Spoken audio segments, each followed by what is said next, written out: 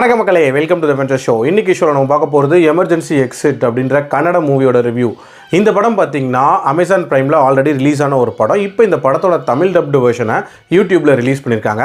இந்த படம் தமிழில் வந்த வினோதயா சித்தம் இருக்குல்ல, கிட்டத்தட்ட அந்த மாதிரி ஸ்டைலில் அமைக்கப்பட்ட ஒரு ஃபேண்டசி ட்ராமா. அதாவது படத்தோட ஸ்டார்டிங்லேயே நம்ம ஹீரோ வந்து ஒரு ஆக்சிடென்ட்டில் இறந்து போயிடுறாரு அப்படின்ற மாதிரி காட்டுறாங்க. மார்ச்சரியிலேருந்து அவர் திடீர்னு எந்திக்கிறாரு. பட் அவரை வந்து யாருமே வந்து கண்டுக்கவே இல்லை. காரணம், அவரோட உயிர் போயிடுச்சு ஆல்ரெடி. அந்த டைமில் திடீர்னு ஒரு நர்ஸ் மட்டும் இவங்களுக்கு ரெஸ்பாண்ட் பண்ண ஆரம்பிக்கிறாங்க. இன்ஃபேக்ட் அந்த நர்ஸ் வந்து ஒரு மாதிரியான மிஸ்டீரியஸ் கேரக்டர் அப்படின்னே சொல்லலாம். அதாவது அங்கே இருக்கக்கூடிய உயிர்கள் எல்லாத்துக்கும் வந்து மேலே அனுப்புறதுக்கான ஒரு நபர் அப்படின்ற மாதிரி காட்டுறாங்க. ஸோ அவங்களுக்கும் நம்ம ஹீரோக்கும் ஒரு விதமான ஆர்கியூமெண்ட் அப்படின்றது ஏற்படுது. அவங்க ஒரு சான்ஸ் மாதிரி தராங்க. அதாவது உன்னோட வாழ்க்கையோட கடைசி 3 நாளை நீ திருப்பி வாழ்ந்துக்கலாம் அப்படின்ற மாதிரியான ஒரு ஆப்ஷன் தராங்க.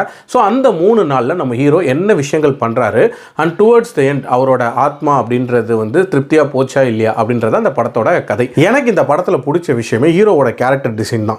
ரொம்ப பொறுப்பான ஒரு நபர். அவருக்கு அந்த 3 நாள் கிடைச்சா என்ன பண்ணுவார் அப்படின்ற மாதிரி கொண்டு போகாமல் இவரே ஒரு உதவாக்கரை அப்படின்ற மாதிரி தான் காட்டியிருப்பாங்க. இன்ஃபேக்ட் வீட்டுக்கே பாரமாக இருக்கக்கூடிய ஒரு நபர் தான்.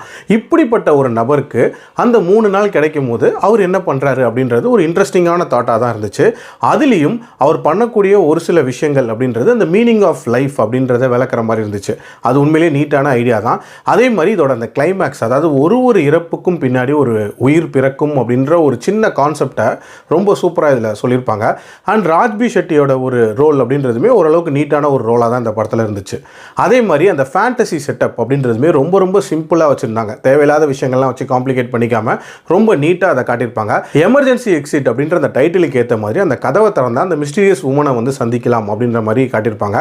அது எல்லாமே நீட்டான ஒரு ஐடியா தான். எனக்கு இந்த படத்தில் பெரிய பிரச்சனையாக பட்ட விஷயம் அப்படின்றது ட்ராமா எலிமெண்ட்ஸ் அப்படின்றது இன்னும் கொஞ்சம் இருந்திருக்கலாம். அதாவது ஒருத்தர் இந்த மாதிரி வந்து 3 நாள் சான்ஸ் கிடைக்குது, அவர் என்ன பண்ண போகிறாரோ அப்படின்ற ஒரு எதிர்பார்ப்பு இருக்கும்ல.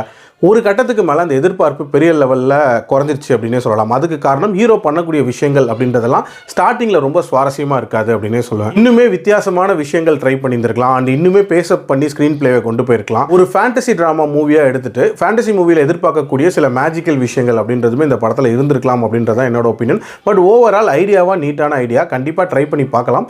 என்னோட ரேட்டிங் இந்த படத்துக்கு 2.85 out of 5. அடல் கண்டென்ட்லாம் இல்லை, தாராளமாக பார்க்கலாம். மீண்டும் அடுத்த விமர்சனத்தில் சந்திக்கிறேன். நன்றி, வணக்கம்.